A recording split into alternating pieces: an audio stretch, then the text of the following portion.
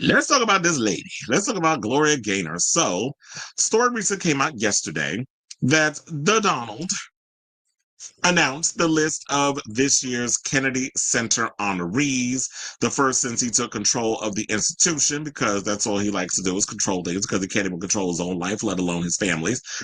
So he controls with money and authoritarianism and stuff, and now he's projecting that onto the American people. So he decided to name Sylvester Stallone, Kiss, and more as the 2025 Kennedy Center honorees. He announced the news during a press conference at the Performing Arts Center on Wednesday. Other honorees include country singer-songwriter George Strait, British actor and comedian Michael Crawford, and singer Gloria Gaynor. Now, of course, because of this, and not only that, he's talking about he's hosting it.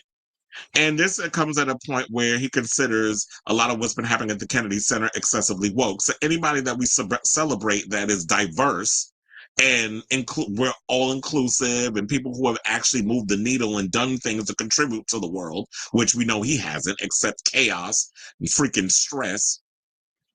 Um, he's running around talking about no more drag shows or any anti-American propaganda, only the best. So this is the best he can come up with. Where last year we had Francis Ford Coppola, The Grateful Dead, Bonnie Raitt, Arturo Sandoval, and the Apollo Theater. Those are the ones who were nominated and who actually were honored, I should say. So I guess next year, after all this foolishness, who are you going to nominate next? Dana White, Roseanne, James Woods, Kid Rock, Scott Baio, and Dean Cain? Are those your next ones you're going to come up with next year? Because eventually you're going to run out of people that you want to endorse. But saying all of that, so people were jumping up in here, including Anna Navarro, who jumped in and was like, sis, the best thing you can do right now is not accept this situation that's going on. So um, she said this. A few years ago, I got to briefly meet Gloria Gaynor at a concert in Miami. She gifted me a keychain and belted out, "I will survive," when you pressed it. Let's just say during first Trump term, I pressed it till it ran out of batteries. This is what she said in her Instagram post. Yesterday, Trump announced he picked her to receive a Kennedy Center honor, which he plans to host. Now, she continued, look, the woman is a goddess and deserves all the flowers that come her way. But I wish she wouldn't accept an award from the hands of a man who has attacked the right and history of women, people of color, and LGBTQ. The gay community in particular helped turn her signature song into an anthem. Trump is a stain on the prestige and significance of the KCH. Don't do it, Gloria. Now, we already announced that, he's who he's got being a part of the thing. Me telling their names once was enough. And into my propaganda, clearly all this is propaganda to get people riled up and to cause, of course, chaos and confusion, because we all know that Donald Trump is a chaos demon. So with Anna saying this, I'm glad that she said what she said, but the question remains, is she a homophobe? Because over the years, there have been things about Gloria Gaynor.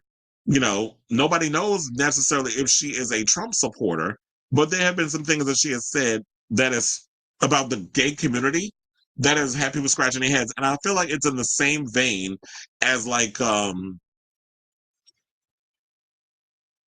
Summer. I almost forgot her damn name. Because remember, Donna Summer came out and made that whole comment about gay people with AIDS and all this other stuff, and it was debunked.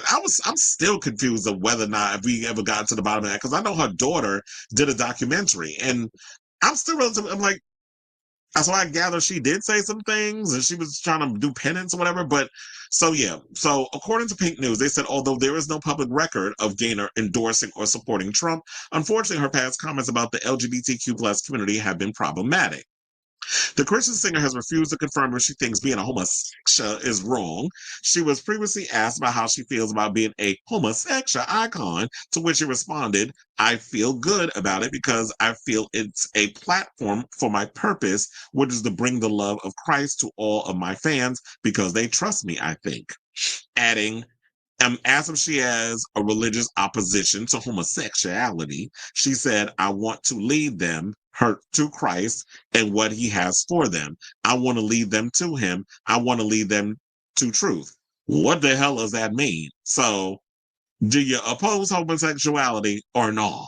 Is basically what they want to know. But I want to lead them to the Lord. I want to lead them to Christ. Well, bitch, what are you talking about?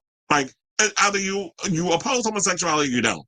But you try to play that middle of the road vagueness because you know a lot of your coins come from the gays, especially with I Will Survive being used as an anthem, kind of like a lot of the music, like I said, come from Donna Summer.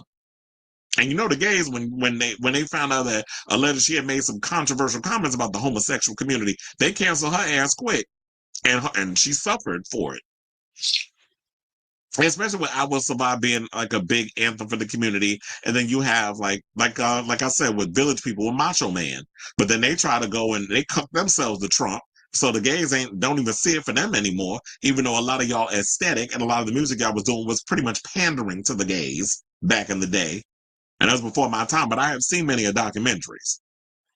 So the song, which is about moving on after a bad relationship, has been described by Gaynor herself as empowering, while its 1978 release later became associated with the AIDS epidemic of the 1980s. Now, as reported by Smooth Radio, musicologist Nadine Hubbs previously wrote that people in the LGBTQ plus community have said they identify with "I Will Survive" because the textual message of defiant and enduring presence was already well tailored to queer identification needs, but the message and the song's titular statement took on an even deeper meaning and with the dawn of the AIDS epidemic in the 1980s. So there's that.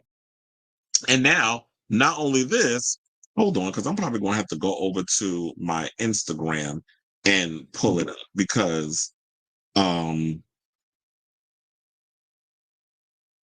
is it? Because I feel like it's a lot that I feel like it cuts it off. So let me pull this thing up. Shout out to Boy Culture, which is a gay publication, where they went in and posted something or another about Gloria Gaynor as well. So, okay, so it is there. So we could use that. And then let's read what they had to say on this situation.